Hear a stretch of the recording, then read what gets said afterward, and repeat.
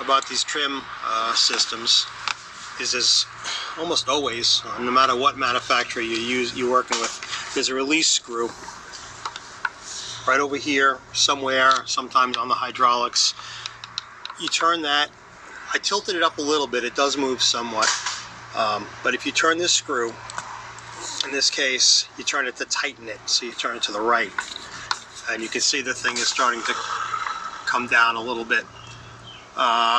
What that does is it releases the hydraulics, so then you can manually, yeah, she's moving now, you can manually lift this thing up and tilt it so you can get into the trim and tilt system and work on it. So that's the first place we're going to start. Also, it's a good idea every once in a while to turn that screw, wiggle it back and forth a couple of times every year at least. This way when you need to use it, it's not frozen, because these things do freeze, and I understand they do snap sometimes too, so make sure to work that once a year, twice a year, whatever. Make sure it still moves. Found the problem, and it looks like somebody tried to fix this before. If you look at this one, how nice these are all elongated from them trying to take the cap off. The seal is leaking over here, so it leaked all the fluid out, and this guy doesn't have enough hydraulic fluid to tilt the thing up and down. So we're going to go and we're going to replace those seals in there. This is going to be exactly like the way you rebuild the Merc Cruiser power trim tilt cylinders. We got a video out on that one as well. But this is pretty much the same procedure. You take the cap off, replace the seals, replace the O-ring, put it back together, put the fluid in, you're all done. So we're going to start by taking this here cap off. Alright, this cap here, as I mentioned before, looked like somebody tried to take this thing off, and they kind of damaged the holes a little bit. So the spanner I got to take it out is not really doing it the way it's so tight. So I cut a groove over here with the hacksaw, and then we get in there with a chisel and we tap it, and it spun from about here to here. Now I should be able to put the tool in there and finish taking this thing out. See?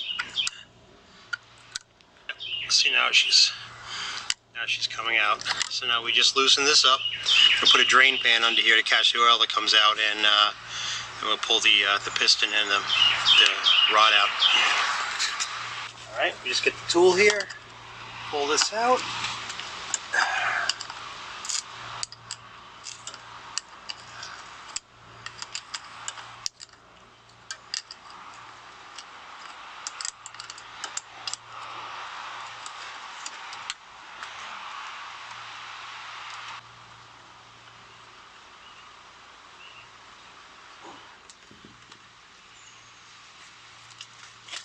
So now the part that was leaking, this is kind of just a dust seal to keep junk from the outside to go on the inside.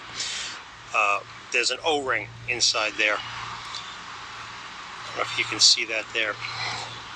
But there's an O-ring down inside. You just get a little pick tool, pull it out, put a new O-ring in, knock a new seal in, and that should stop the leak. I'm going to pull the piston out and the rod out as well. I'm going to get in there and I'm going to change the O-ring and the seal on that. And also there's an O-ring over here which seals the cap. We're going to change that too. Grab a pair of pliers and pull the piston out. The fluid is actually holding it from coming out. There we go. So there's the piston seal. We're going to change that as well. The O-ring and the Teflon, which is a split lip seal. And then take note, the Teflon seal goes above the O-ring. So you got O-ring, then Teflon seal towards the outside.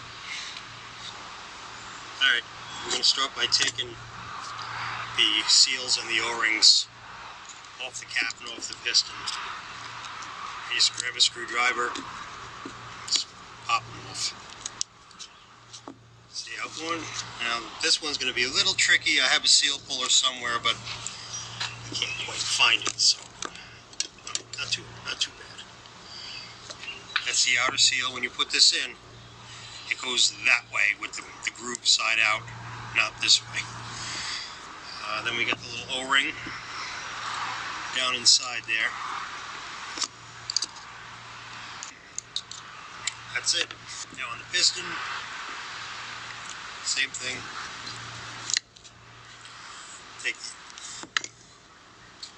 Take the O-ring off. Take the Teflon seal off. I'm going to wipe this down really good, get it nice and clean before we start putting it back together. Alright, we got it nice and clean. Now to put it back together.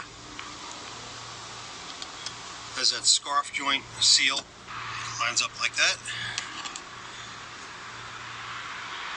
And the O-ring goes on. Just like that. And that's the piston. Now for the cap. The cap was kind of dirty. There's a bit of corrosion on it. But trying not to replace the cap as it's pretty expensive. So just clean it up really good. Make sure you get all the garbage out of it, and the little chunks and bits of corrosion, because when you deal with hydraulics, the stuff's got to be clean. Alright, that's the seal for the inside. The O-ring just goes right there on the outside. And then this seal, just like that.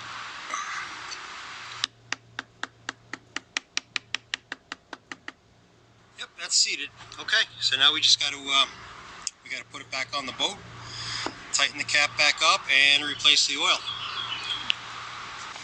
All right, once you get this all set, you take the drain plug out, refill the oil. I used one of those pumps that you use to refill a lower unit. Just stuck it in the Yamaha lube, hydraulic oil, power trim oil, whatever you want to call it, and pumped it up until it started to run out. Then I ran the thing a little bit. Once it stopped moving, I added a little more oil, ran it a little more until I got the thing all the way up. Then I put the cap in and I ran it up and down. Pull the cap. If it needed more oil, add more oil. It will foam up, it will aerate. You just got to kind of take your time with it. I mean, there's a way to do it where you put a plastic reservoir on here. Somebody else has a YouTube video on it, but you really don't have to do that. You can just fill it, run it a couple of times, actually run it a lot, then let it sit, and then take the cap off, let the air bubbles come out, make sure the thing is filled up to the top level, and that's all. After it's all done, it'll work fine. So that's it. Next step, we're going to try to figure out why this thing has the rough running problem, which I pretty much already figured out. I'll show you what the problem was.